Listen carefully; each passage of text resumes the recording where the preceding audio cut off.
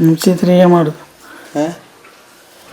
ತುಂಬ ನೆನೆಸಲಿಕ್ಕೆ ಆಗಲ್ಲ. ಎಲ್ಲ ಒಟ್ಟಿಗೆ ಇದ್ದವ್ರು ಈ ಥರ ಮಾಡಿ ಪಾಪ ಯಾವುದರಲ್ಲಿ ಇರಲ್ಲ ಅವನು ರೈಮಾನ್. ಅವನನ್ನು ಈ ಥರ ಸಾಯಿಸೋದಂತೆ ಅವರ ಮನಸ್ಥಿತಿ ಹೇಗಿರ್ತದೆ ನೋಡಿ. ರಕ್ತ ಕೊಟ್ಟಿದ್ದಾನೆ ಅವನ ತಂದೆಗೆ, ಆದರೂ ಕೂಡ ಸ್ವಲ್ಪ ಕರುಣೆ ಇಲ್ಲ. ಮತ್ತು ನಾನು ಮತ್ತು ದೀಪಕ್ ಒಂದು ಅಣ್ಣ ತಮ್ಮ ಥರ ಒಟ್ಟಿಗೆ ಇದ್ದದ್ದು, ಆದರೂ ಕೂಡ ನಾನು ಅಲ್ಲಿ ರಿಕ್ವೆಸ್ಟ್ ಮಾಡಿ ಕೂಡ ಅವನು ಸ್ವಲ್ಪ ಇದು ಮಾಡಲಿಲ್ಲ. ಅವನನ್ನು ಸಾಯಿಸಿ ನನ್ನನ್ನು ಸಾಯಿಸಲಿಕ್ಕೆ ಪ್ಲ್ಯಾನ್ ಇತ್ತು ಅವರದ್ದು. ನಾನು ಓಡಿದ್ದು ಸ್ಥಿತಿಯಲ್ಲಿದ್ದರು, ಸಾಯುವ ಸ್ಥಿತಿಯಲ್ಲಿದ್ದುವಾಗ ಇದೇ ಅಬ್ದುಲ್ ರಹಮಾನ್ ಕಷ್ಟಪಟ್ಟ ತಾಯಿಯನ್ನು ಬದುಕಿಸಿದ್ದು ಹಳೆಯದು ಮನೆ, ಅದು ಕೂಡ ಅಂಚೆಲ್ಲ ಬೀಳಿಕೆ ಆಗ್ತಾಯಿದೆ, ಜೀವನ ಮಾಡ್ತಾ ಇದ್ದದ್ದು. ಕಲಂದರ್ ಶಾಫಿ ಅವರೇ, ಭೀಕರವಾಗಿ ಏಟು ಬೀಳುತ್ತೆ ನಿಮ್ಮ ಕೊಳತೆ ಮಜಲಲ್ಲಿ.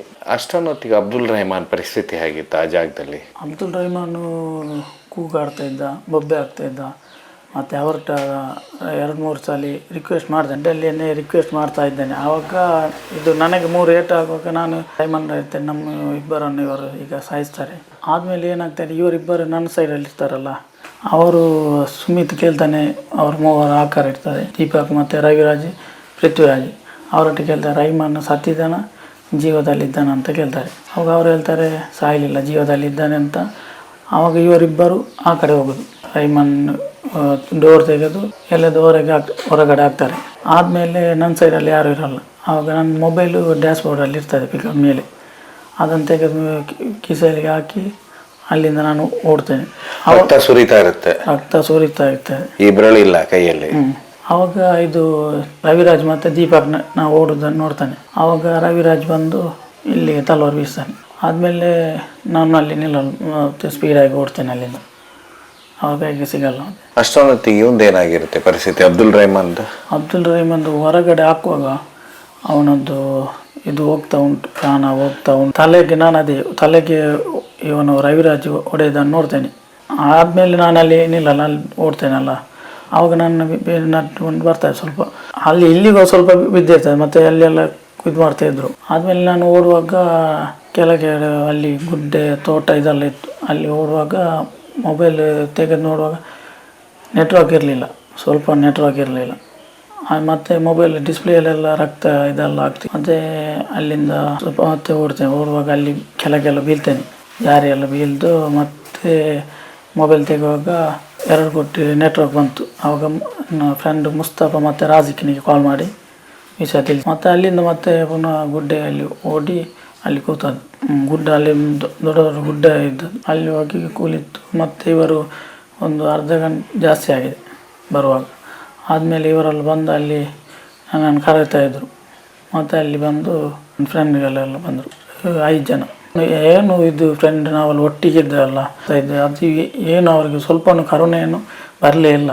ದೀಪಕ್ ನೊಟ್ಟ ತುಂಬ ರಿಕ್ವೆಸ್ಟ್ ಮಾಡ್ತಾಯಿದ್ದೆ, ಅವನು ಕೂಡ ಬಿಡಲಿಲ್ಲ, ಯಾರೂನೇನೇ ಇಲ್ಲ. ದೀಪಕ್ ಎಷ್ಟು ದಿವಸದ ಹಿಂದೆ ಸಿಕ್ಕಿದ್ದ ನಿಮಗೆ?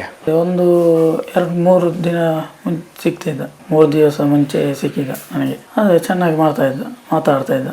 ನಾನು ಅಲ್ಲಿ ಸ್ಪಾಟಲ್ಲಿ ಹೋಗಿ ಅವನ ಮನೆ ಹತ್ರ ಹೋದಲ್ಲ, ಆವಾಗ ಕೂಡ ಚೆನ್ನಾಗಿ ಮಾತಾಡಿದ್ದಾನೆ. ಇದಾಗುವಾಗ ಅವನು ದೀಪಕ್ ಅದೇ ಕೂಲಿ ಕಾರ್ಮಿಕ. ಇದಾದಮೇಲೆ ಅದೇ 1 ತಿಂಗಳು ಆಗ್ತಾ ಬಂತು. ಇನ್ನು ಮುಂದೆ ಕೆಲಸ ಮಾಡ್ಲಿಕ್ಕೆ ಸಾಧ್ಯನಾ ನಿಮಗೆ? ಅದೇ ಡಾಕ್ಟರು ಹೇಳ್ತಾರೆ 5 ತಿಂಗಳು ರೆಸ್ಟ್ ಬೇಕು ಅಂತ, ಈ ಬೇರಲ್ಲಿ ಮನೆಯಲ್ಲಿ ಇರಬೇಕು ಅಂತ ಹೇಳ್ತಾರೆ. ಏನು ಮಾಡಬೇಕು ಅಂತ ಅದೇ ಆಚರಣೆ ಮಾಡಿದೆ. ಅದೇ ನಾನು ಕೆಲಸ ಮಾಡಿದ್ರೆ ಮನೆ ನಡೆಯೋದು. ಈಗ ಈ ಥರದ್ದು ಮನೆಯಲ್ಲಿದ್ದರೆ ಯಾರು ನೋಡೋದು? ತಂದೆ ತಾಯಿಗೂ ಸಹ ಇಲ್ಲ, ಮತ್ತು ಅವರಿಗೆ ತಿಂಗಳಿಗೊಮ್ಮೆ ಆಸ್ಪತ್ರೆಗೆ ಹೋಗಲಿಕ್ಕೆ ಉಂಟು. ತಂದೆಗೆ ಹಾರ್ಟಿದ್ದು ಎಲ್ಲ ಪ್ರಾಬ್ಲಮ್ ಉಂಟಲ್ಲ, ಆವಾಗ ಹೋಗುವಾಗ 4,000-5,000 ಅವ್ರಿಗೆ ಒಮ್ಮೆಲೆ ಇದಾಗ್ತದೆ ಮೆಡಿಸಿನ್ಗೆ. ತಾಯಿಗೂ ಆ ಥರನೇ ಶುಗರ್ ಇದ್ದು ಅವ್ರಿಗೆ ಕೂಡ 5,000 ಎಲ್ಲ ಬೇಕು, 5,000 ಒಮ್ಮೆ ಹೋದರೆ ಮೆಡಿಸಿನ್ಗೆ. ಈ ಥರ ಆದಮೇಲೆ 1 ತಿಂಗಳು ಆಗ್ತಾ ಬಂತು. ಎಷ್ಟಾಯ್ತು ಆಸ್ಪತ್ರೆಯಲ್ಲಿ ಬಿಲ್ ಏನಾದರೂ ನೆನಪಿದೆನಾ? ಆಸ್ಪತ್ರೆದು 3.5 ಲಕ್ಷ ಏನೋ ಆಯಿತು. ಅಥವಾ ನಿಮಗೆ ಏನು SIT ತನಿಖೆ ಆಗಬೇಕಾ, NIA ತನಿಖೆ ಆಗಬೇಕಾ, ಈ ಕೇಸು ಏನಾಗಬೇಕಂತೀರಾ? ಇದು ಖಂಡಿತವಾಗಿಯೂ SIT ತನಿಖೆ ಆಗಬೇಕು. SIT ತನಿಖೆ ಆಗಿ ನಾವು ಇಬ್ಬರಿಗೂ ನ್ಯಾಯ ಸಿಗಬೇಕು. ಖಂಡಿತವಾಗಿಯೂ ರಹಮಾನಿಗೆ ಇದರಲ್ಲಿ ಸ್ವಲ್ಪ ಏನು ಇದಾಗಬಾರ್ದು, ಖಂಡಿತ ಅವನಿಗೆ ನ್ಯಾಯವನ್ನು ಸಿಗಬೇಕು. ರಹಮಾನು ಹಿಂದೂಗಳನ್ನು ಹೊಡಿತಿದ್ದ ಅಂತ ಹೇಳಿ ಒಂದು ಫಂಕ್ಷನ್ನಲ್ಲಿ ಒಂದು ವಿಡಿಯೋ ರಿಲೀಸ್ ಆಗುತ್ತೆ 2ನೇ ದಿವಸ. ನಿಮ್ಮ ಮೇಲೆ ದಾಳಿಯಾದ 2ನೇ ದಿವಸನೇ ಎಲ್ಲ ಟಿವಿಯಲ್ಲಿ ಬರುತ್ತೆ, ಇಲ್ಲಿ ಮಾಧ್ಯಮಗಳಲ್ಲಿ ಬರುತ್ತೆ. ನಿಜವಾಗ್ಲೂ ರಹಮಾನ್ ಅದು? ಇಲ್ಲ, ರಹಮಾನ್ ಅದಕ್ಕೆ ಹೋಗುವನಲ್ಲ, ಅಲ್ಲಿ ಇದ್ರೂ ಕೂಡ ಅವನು ಅದರ ಹತ್ರ ಹೋಗೋಣ ಅಲ್ಲಿ ಸೀದಾ ಬರ್ತಾ ರೈಮಾನಿಗೆ. ಎಲ್ಲಿರುತ್ತೆ ಮಚ್ಚೆ? ಕಣ್ಣಲ್ಲಿ ಮಚ್ಚೆ ಉಂಟು, ಅದರಲ್ಲಿ ಅವನು ಇಲ್ಲ ಅಲ್ಲಿ. ಯಾವ್ದ್ರಲ್ಲಿ? ಆ ವಿಡಿಯೋದಲ್ಲಿ ಇರೋನಿಗೆ? ಹೌದೌದು. ಅದನ್ನು ನಮ್ಮ ಊರವರು ಯಾರಲ್ಲಿ ಇರಲ್ಲ, ನಾವಲ್ಲಿ ಇರಲ್ಲ ಅಲ್ಲಿ ಆ ದಿವಸ. ಅಲ್ಲಿ ನಮ್ದು ಮದುವೆ ಇತ್ತು, ಮದುವೆ ಆಗಿ ನಾವೆಲ್ಲ ಅಲ್ಲಿ ಒಂದು ಮ್ಯಾಚ್ ನಮ್ಮ ಊರಲ್ಲಿ ಸ್ವಲ್ಪ ದೂರ, ಅಲ್ಲಿ ಮ್ಯಾಚಿಗೆಲ್ಲ ನಮ್ಮ ಕೆಲವು ಫ್ರೆಂಡ್ಸ್ ಅಲ್ಲಿದ್ದು. ಆ ವಿಡಿಯೋದಲ್ಲಿ ಇದ್ದವನಿಗೆ ಮಚ್ಚೆ ಇಲ್ಲಲ್ಲ? ಇಲ್ಲ ಇಲ್ಲ, ಇವನಿಗೆ ಮಚ್ಚೆ ಉಂಟು ರೈಮಾನಿಗೆ ಕಣ್ಣಿದ್ದು, ಅವ್ರಿಗಿಲ್ಲ. ಅವ್ರಿಗಿಲ್ಲ. ಆಮೇಲೆ ಇನ್ನೊಂದು ಸುದ್ದಿ ಹರಡುತ್ತೆ, ನೀವಿಬ್ಬರು ಸೇರಿ ಹೊಯ್ಗೆಯಲ್ಲಿ ದೊಡ್ಡ ವ್ಯಾಪಾರಸ್ಥರು, ಹೊಯ್ಗೆ ವ್ಯವಹಾರ ಮಾಡ್ತೀರಾ ಅಂತ ಹೇಳಿ. ಇಲ್ಲ, ಅದೆಲ್ಲ ಸುಳ್ಳು ಸುಳ್ಳು. ಅದೆಲ್ಲ ನೀವು ಹೊಯ್ಗೆ ವ್ಯಾಪಾರ ಮಾಡೋರು ಕೂಲಿ ಕಾರ್ಮಿಕ? ನಾನು ಕೂಲಿ ಕಾರ್ಮಿಕ, ನಾನು ಲೋಡ್ ಮಾಡ್ಲಿಕ್ಕೆ ಮಾತ್ರ ಹೋಗ್ತೇನೆ. ಆ ಥರ ಏನಿಲ್ಲ. ಆ ಥರ ಇದ್ರೆ ನನ್ನ ಮನೆಯೆಲ್ಲ ಹೋಗಿ ನೋಡಿ.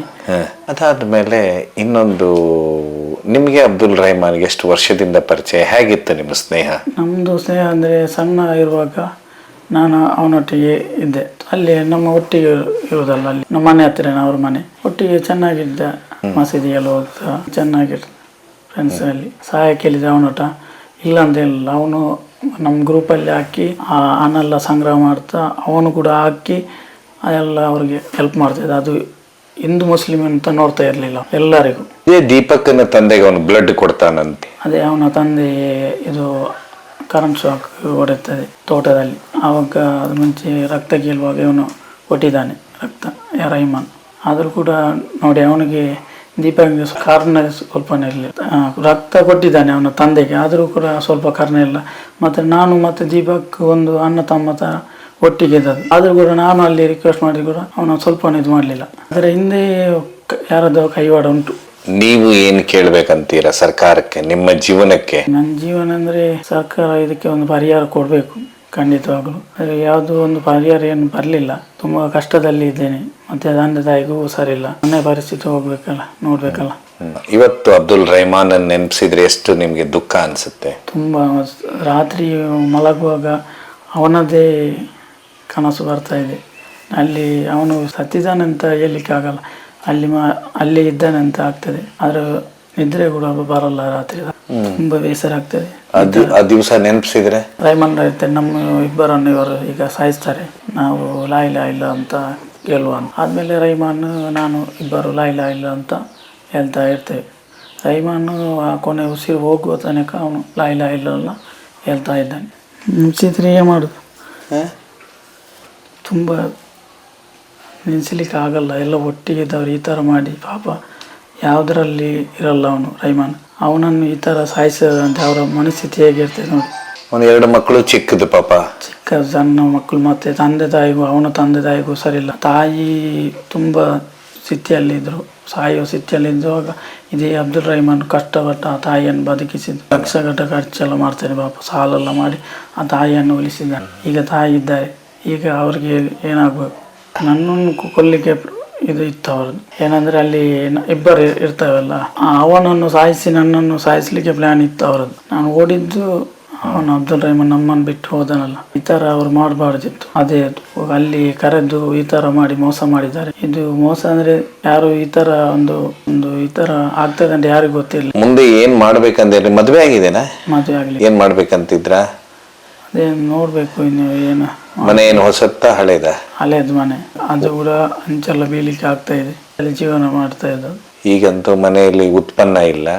ನಿಮ್ಮ ಮನೆಯಲ್ಲಿ ಮದುವೆ ಆಗಿದೆನಾ ಬೇರೆ ಎಲ್ಲ ಮಕ್ಕಳದು? ಅದೇ 3 ಅಕ್ಕ ಇದ್ರು, ಅವ್ರಿಗೆ 3 ಅವ್ರಿಗೆ. ಓಕೆ, ಅಂದ್ರೆ ಈಗ ಪೂರ್ತಿ ತಂದೆ ತಾಯಿ ಅಷ್ಟೇ ಇದ್ದಾರೆ ಈಗ ಮನೆಯಲ್ಲಿ. ಹೌದು. ಸೊ ನ್ಯಾಯ ಒಂದು ಕಡೆ ಆದ್ರೆ ಇನ್ನೊಂದು ಕಡೆ ನಿಮ್ಮ ಜೀವನಕ್ಕೂ ಏನಾದ್ರೂ ಒಂದು ಸರ್ಕಾರದಿಂದ ಸಪೋರ್ಟ್ ಬೇಕು. ಅದೇ ಸರ್ಕಾರದಿಂದ ಸಪೋರ್ಟ್ ಬೇಕು. ಇಲ್ಲಿವರೆಗೆ ಬಂದಂತ ಸರ್ಕಾರದ ಪ್ರತಿನಿಧಿಗಳು ಏನು ಮಾಡ್ಲಿಲ್ವಾ? ಏನು ಎಲ್ಲ ನಾವಿದ್ದೇನೆ ಅಂತ ಹೇಳಿದ್ದಾರೆ. ಆದರೆ UT ಖಾದರ್ ಸರ್ ಬಂದರು ನಮ್ಮೂರಿಗೆ. ಅವ್ರು ಬಂದು ಎಲ್ಲ ಇದಕ್ಕೆಲ್ಲ ಪರಿಹಾರ ಎಲ್ಲ ನಾವು ಮಾಡ್ತೇವೆ ಅನ್ನೊಂದು ಭರವಸೆ ಕೊಟ್ಟು ಹೋಗಿದ್ದಾರೆ.